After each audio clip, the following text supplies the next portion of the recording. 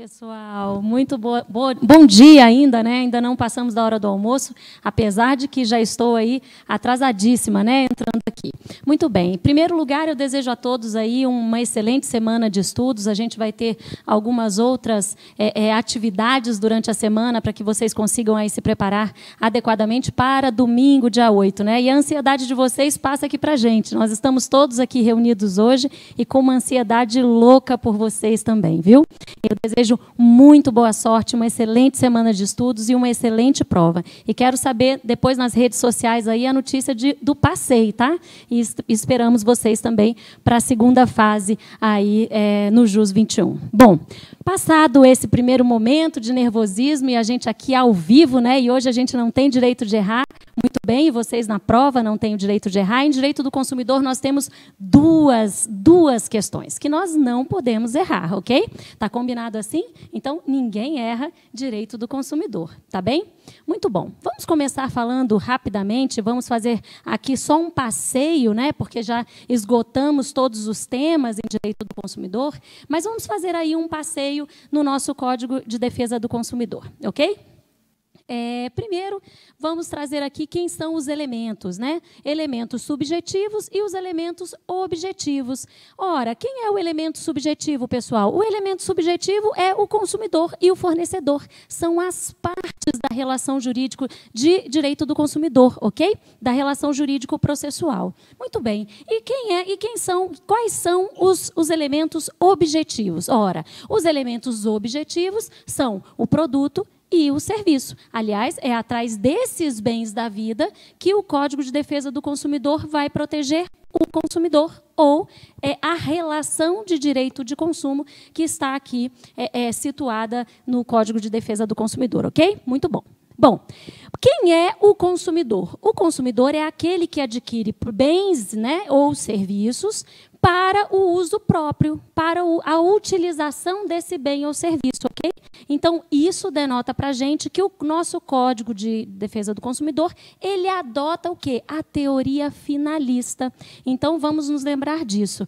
O consumidor é aquele que utiliza bens e serviços como o bem da vida que se pretende, aquele para usar como destinatário final. Fechado, pessoal? Então, se ele usa como destinatário final, ele é consumidor. A pessoa jurídica pode ser consumidora, pessoal? Pode, está lá no artigo 2º do Código de Defesa do Consumidor, ok? Então, a pessoa jurídica que adquire bens e serviços como destinatário final, ou seja, para utilizar como destinatário final, sim, ela é considerada consumidora para os fins do Código de Defesa do Consumidor. Fechado, pessoal? Muito bem. Bom, nós temos, então, aí duas correntes, na verdade, a corrente finalista e a corrente maximalista. Já disse que o CDC, ele atualiza, na verdade, ele faz uma opção legislativa pela teoria finalista. Mas nós temos uma exceção. Nós temos uma exceção no STJ para a teoria maximalista, que é, por exemplo, o caminhoneiro, lembram-se daquele exemplo que eu dei?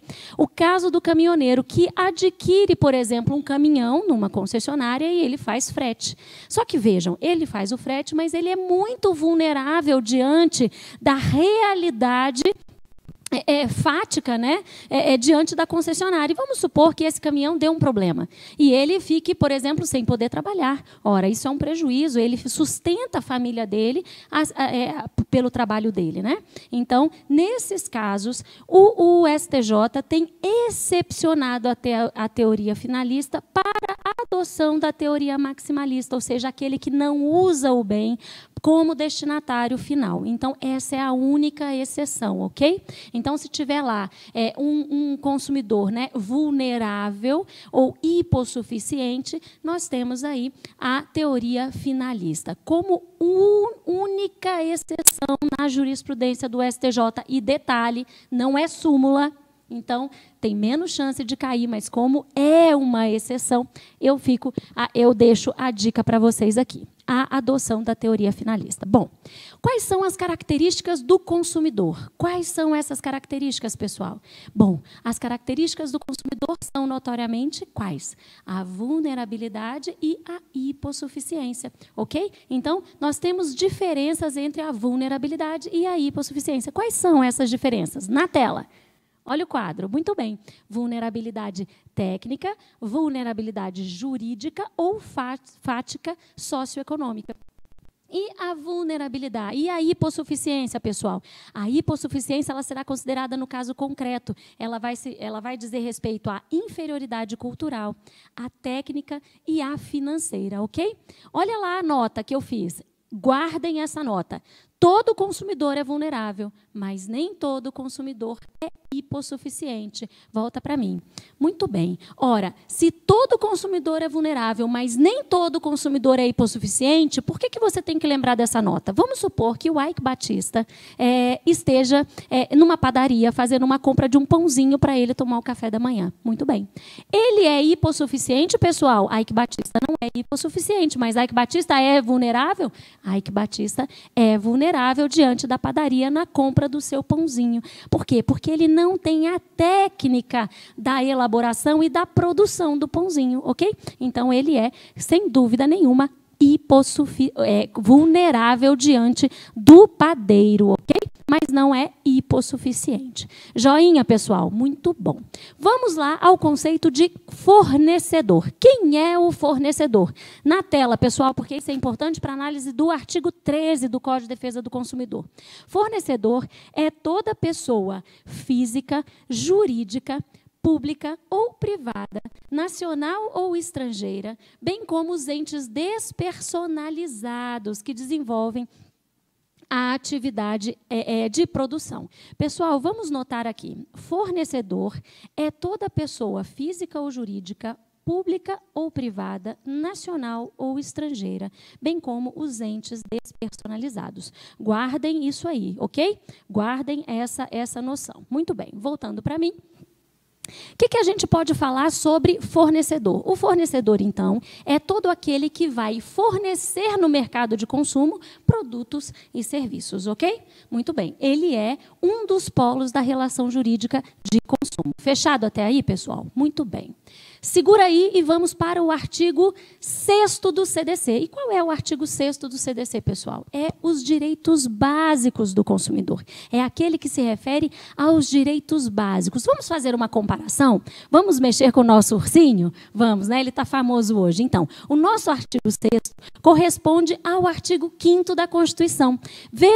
Façam essa reflexão, ok? Então, quais são os maiores direitos do consumidor que a gente precisa ter na cabeça para a gente não errar na prova quando a gente estiver diante de uma questão que exija da gente uma análise? Ora, aqui se trata de relação de consumo, sim ou não? Bom, vamos ver.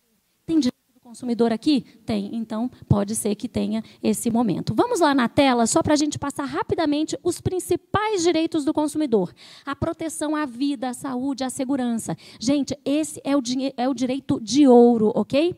Protegeu a vida, a saúde e a segurança do consumidor, nós estamos diante aí da relação de consumo com o bem jurídico mais caro para o Código de Defesa do Consumidor, ok? A gente também tem o direito à educação e à divulgação sobre o consumo adequado de produtos e serviços. Isso também é muito importante e dele decorre o direito de informação, que está no inciso 3º do artigo 6º. Pessoal, a informação tem que ser clara e adequada e ela não pode colocar em risco a segurança do consumidor. Fechado, pessoal? Então, esses princípios, na verdade, esses direitos, eles se interrelacionam. Então, lembrem-se, ora, eu tenho que divulgar, mas eu tenho que dar a informação correta, porque senão eu posso estar colocando em risco o quê? A saúde do consumidor. Então, vamos lá. Na tela, a proteção contra a publicidade enganosa. Então, veja, o Código de Defesa do Consumidor diz: tem que ser divulgado, tem que ter a informação correta e ele protege o consumidor contra a publicidade abusiva ou enganosa. Nós temos também a grande vedete, que é a proteção da modificação das cláusulas do direito do consumidor, e nós vamos ter também a análise da interpretação mais benéfica do contrato e das cláusulas contratuais em favor do consumidor. Muito bem, é quase um indúbio pro réu do professor Anderson e da professora Tassi. Muito bem. eu preciso ter isso. A interpretação do contrato, ela é sempre no Código de Defesa do Consumidor mais favorável ao consumidor. Gravem isso, é muito importante. Bom, o próximo direito aí é a efetiva prevenção e reparação de danos patrimoniais. Pessoal, para mim, responsabilidade civil. Ora, claro, né, pessoal? Por quê? Responsabilidade civil no Código de Defesa do Consumidor é o que mais vai cair na prova de vocês. Então, atenção, todo aquele que causa prejuízo a outrem tem o dever de indenizar. Joinha, pessoal? Muito bem. Acesso aos órgãos do Poder Judiciário. Ora, ninguém pode ser compelido a não judicializar nada, né? Inclusive, isso também faz parte lá do nosso artigo 5º, né? A previsão onde nós temos o direito de judicializar. E aqui também o acesso está previsto no CDC, o acesso aos órgãos administrativos e judiciários na proteção dos direitos do consumidor. Fechado, pessoal? Muito bem. O próximo é a facilitação da defesa dos direitos do consumidor. Essa facilitação está lá no inciso 8º, que é a famosa inversão do ônus da prova. E aqui eu peço um momento de atenção. A inversão do ônus da prova é um direito que ele não é direto, ok? Não é porque existe a previsão no artigo 6º que em todas as ações de consumo vai haver a inversão do ônus da prova. O juiz precisa, na verdade, verificar que há a hipossuficiência e a notoriedade dessa hipossuficiência e de que a relação não está adequada para o consumidor. Então, não é uma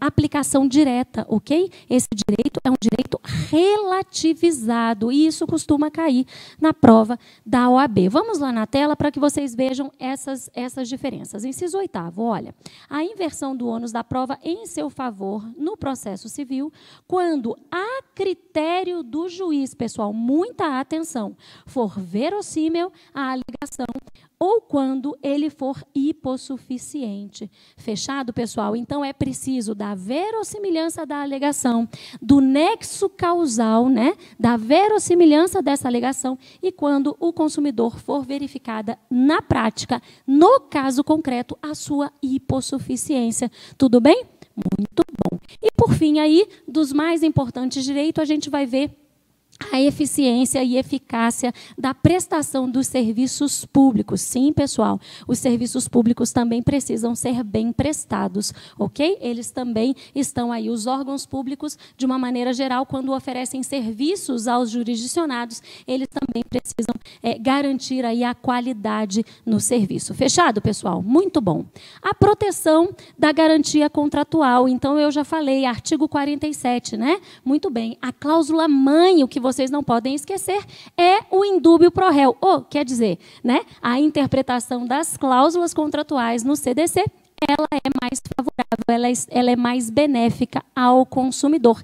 Indúbio pro consumidor. Fechado, pessoal? Muito bem. E agora a gente entra na mãe da nossa aula, porque nós só temos 20 minutos, né? Nós temos que praticamente correr uma maratona. É a responsabilidade civil. Nós temos duas regras para a responsabilidade civil no Código de Defesa do Consumidor. A responsabilidade pelo fato do produto e a responsabilidade pelo vício do produto. Vamos lembrar o seguinte, toda vez que vocês pensarem em fato do produto, ele está relacionado a acidente de consumo. Então, apareceu um problema lá na prova, falou acidente, você vai já lembrar fato do produto do artigo 12 ao artigo 17, ok? Essa é a responsabilidade pelo fato do produto. É quando acontece um acidente de consumo. Então, é o avião da TAM que caiu, ok? É uma bomba que explodiu no shopping e pegou pessoas e machucou pessoas. É o acidente. É o carro que não freia, ok?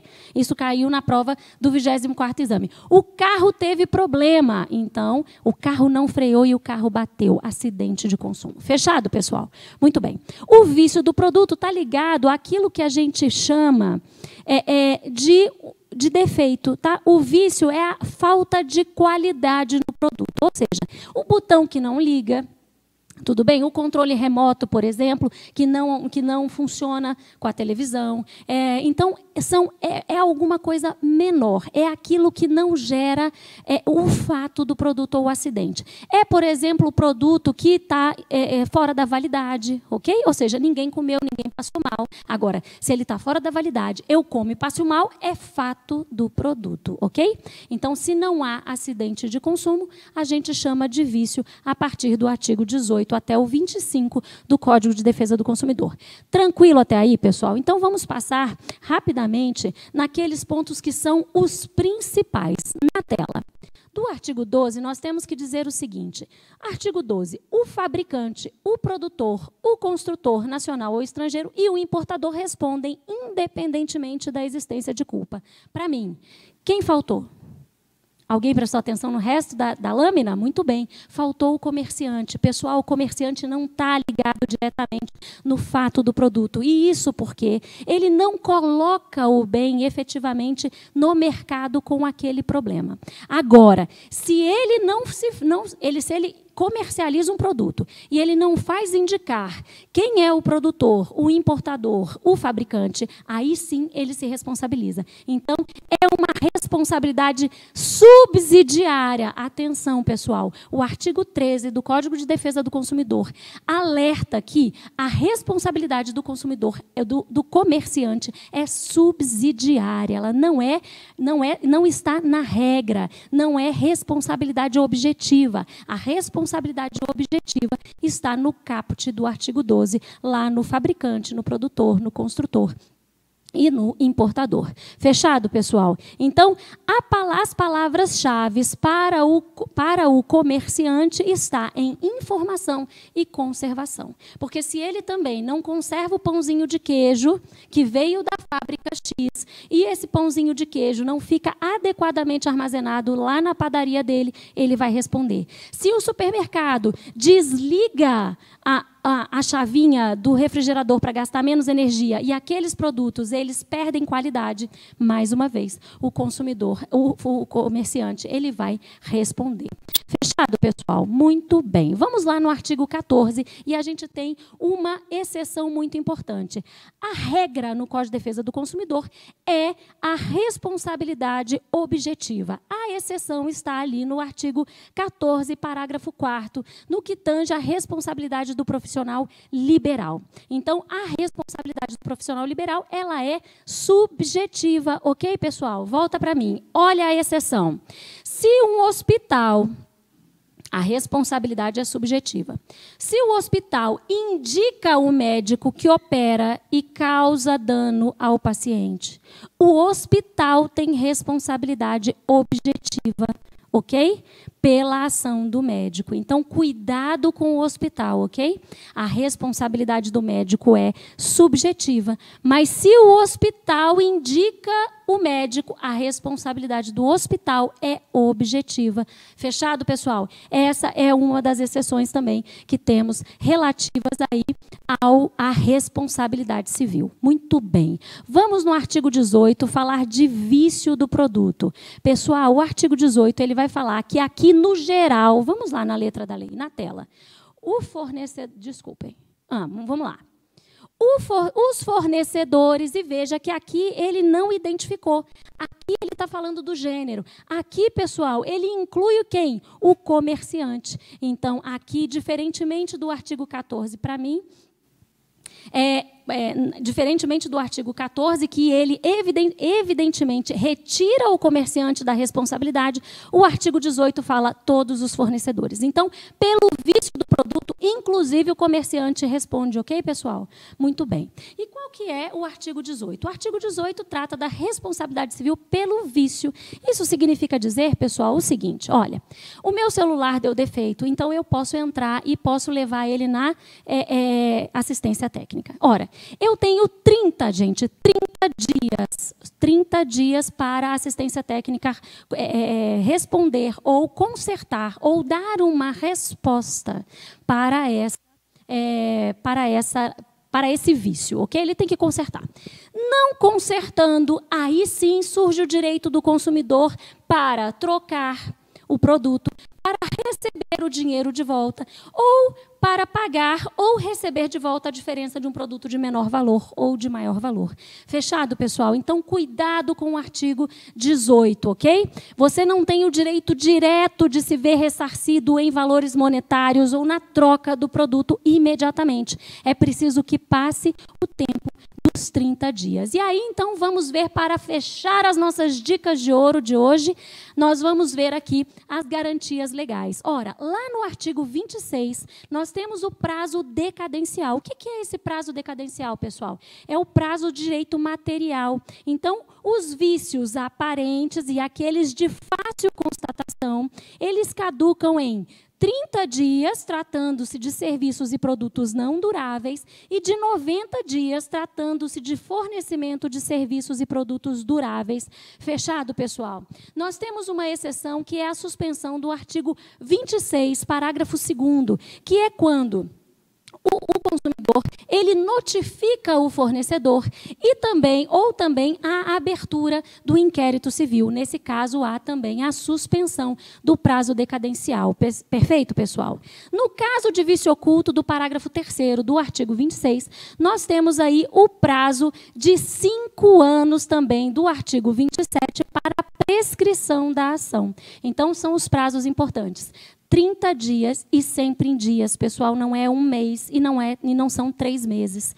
São 30 dias e 90 dias. E no prazo prescricional, o prazo é de 5 anos. Bom, pessoal, nesse momento a jato que nós temos aqui de 20 minutinhos para tratar de direito do consumidor, esses são os pontos mais importantes. Atentem-se também para bancos de dados. Uma excelente prova para vocês e eu desejo que vocês tenham aí muito sucesso nessa semana de estudos. Até lá!